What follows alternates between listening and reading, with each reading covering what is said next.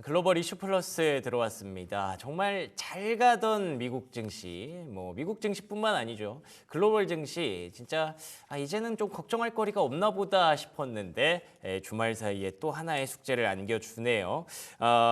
무디스의 미국 국가 신용등급 강등 소식과 관련해서 미중 산업경제연구소 조용찬 소장과 얘기 나눠보도록 하겠습니다. 안녕하십니까? 예, 안녕하십니까? 네, 반갑습니다. 무디스 그러니까 글로벌 3대 신용평가사라고 할 수 있죠. S&P와 피치 그리고 이제 그 다음에 이제 무디스라고 얘기를 하는데 거기서도 미국의 국가 신용 등급을 강등을 했다는 소식이 들어왔습니다. 갑작스럽게 왜 강등을 결정하게 된 걸까요? 네, 미국의 그 신용 등급을 최상위권을 계속 유지시켜줬던 게 무디스였는데요. 무디스도 이제 드디어 지난 토요일 날 트리플 A에서 더블 A1으로 지금 낮췄습니다. 연방정부 채무가 36조 달러 정도가 되기 때문에 그러는데요. 36조 달러라는 것은 우리나라 원화로 5경 원 정도가 되고요. 우리나라 예산의 무려 77배 정도에 달하는 엄청난 규모입니다. 그러다 보니까 미 연방정부 같은 경우에도 이자 지급 비용 부담이 계속 증가하고 있기 때문에 이런 강등 이유를 들었는데요. 이제 문제는 최상위권을 다시 회복하는 거는 상당히 좀 시일이 걸리지 않을까 보여집니다.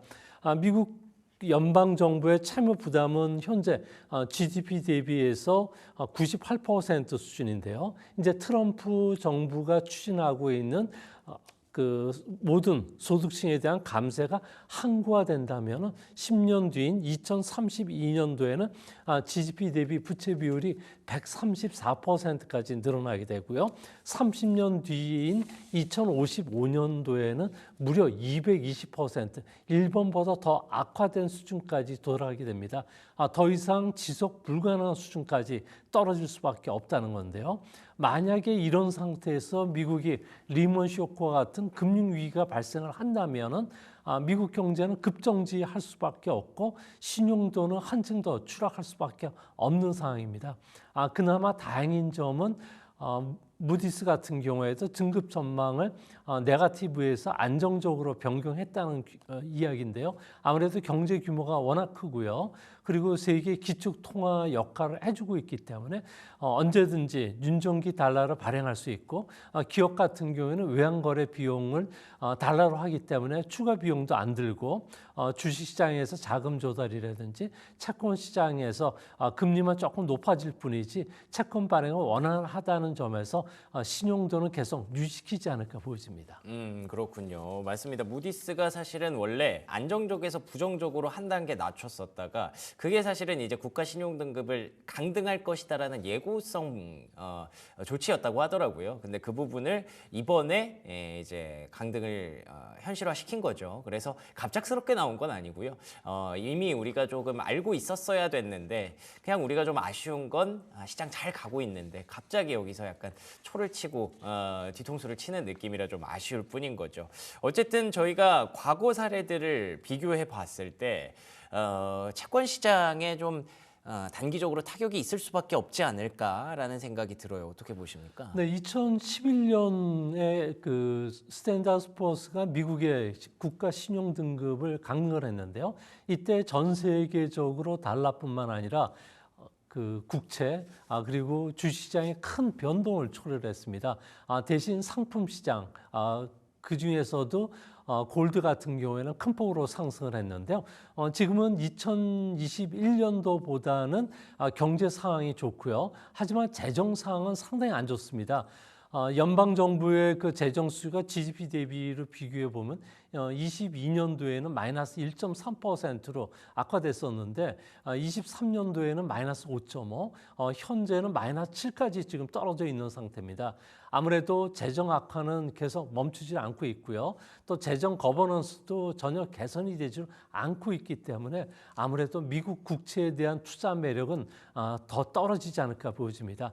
트럼프 같은 경우에는 10년간 5조 3천억 달러의 그 감세 재원을 마련을 하기 위해서 의회가 협상을 하고 있는데요. 메디케이드 그러니까 저소득층을 대상으로 한 공적 의료 보험과 관련해서 지출을 줄이겠다. 저소득자용 식량 지원이죠.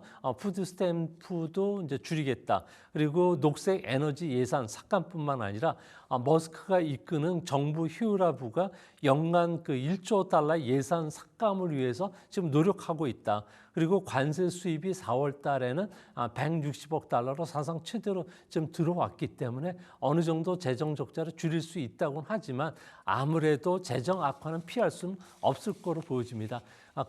특히 좀 문제가 되는 점은 하원의 그 예산위원회 21명의 공화당 의원이 있는데요. 이 중에서 5명이 지금 반대표를 던지고 있기 때문에 아무래도 현재 감세 법안 성립에는 시간이 상당히 걸리지 않을까 보여집니다. 결국 미국 국채는 안전자산으로서의 위상이 좀 많이 흔들릴 수밖에 없고요.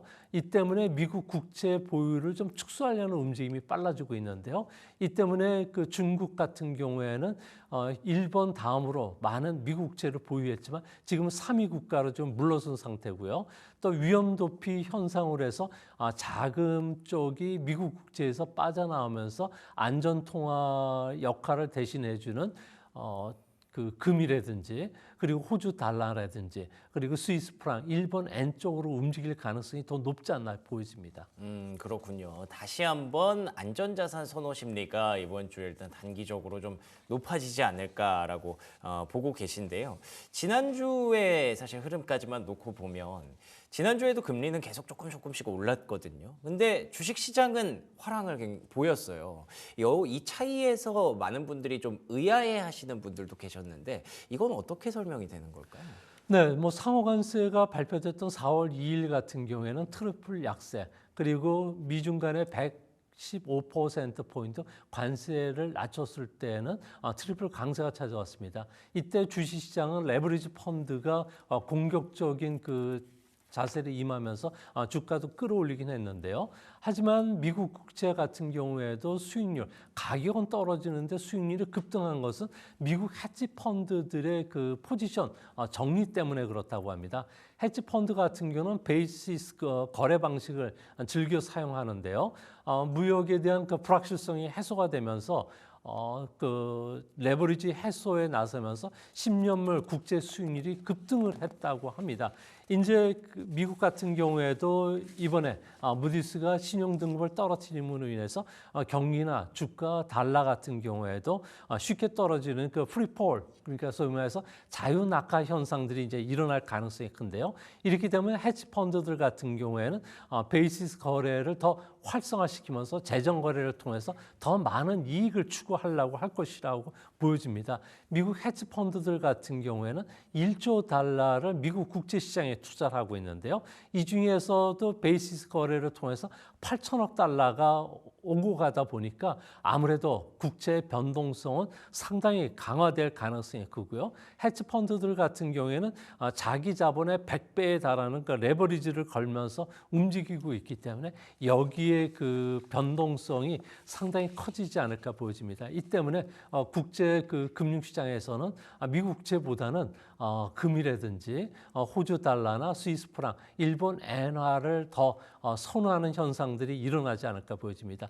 분명한 것은 트럼프 정부 하에서는 감세라든지 무역, 금융은 서로 분리될 수 없기 때문에 이 하나만 움직여도 국제시장, 외환시장 그리고 주시장에도 큰 폭의 변동성은 계속 초래될 것으로 보여집니다. 그렇습니다.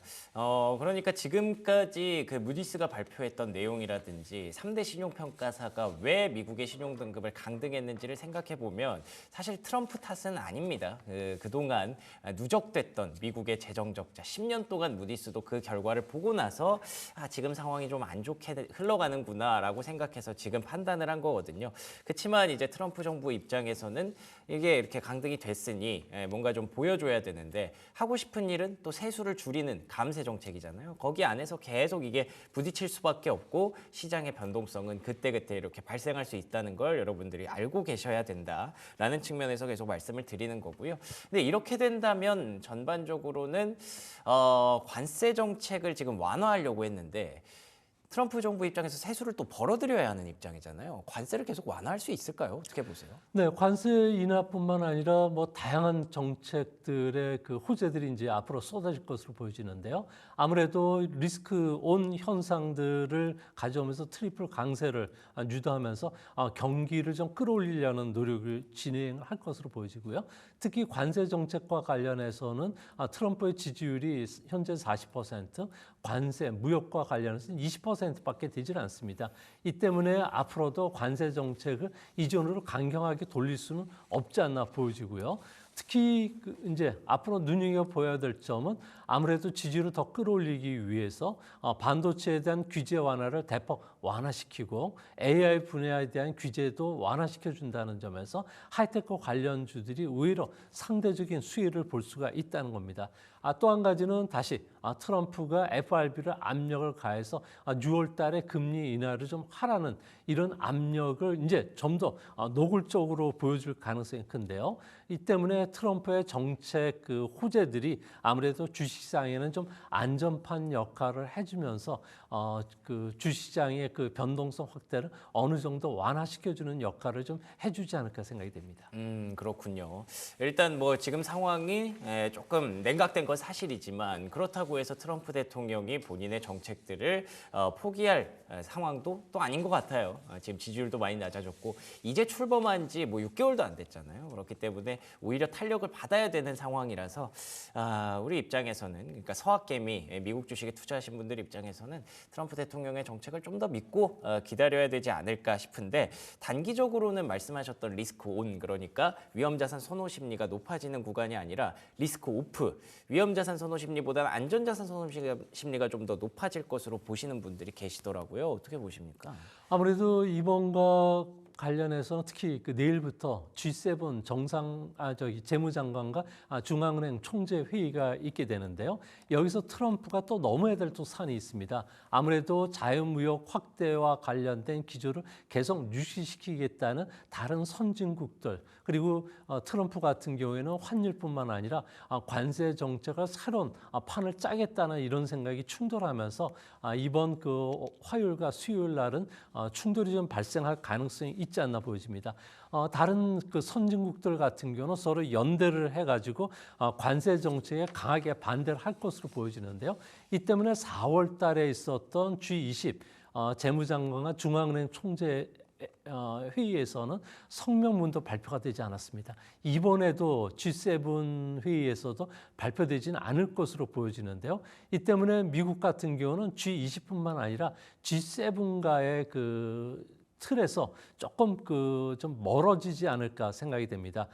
특히 이번에 좀 관심을 두어야 될 부분은 달러의 약세 정책을 추진하는 트럼프에게 제동을 걸 가능성이 큰데요.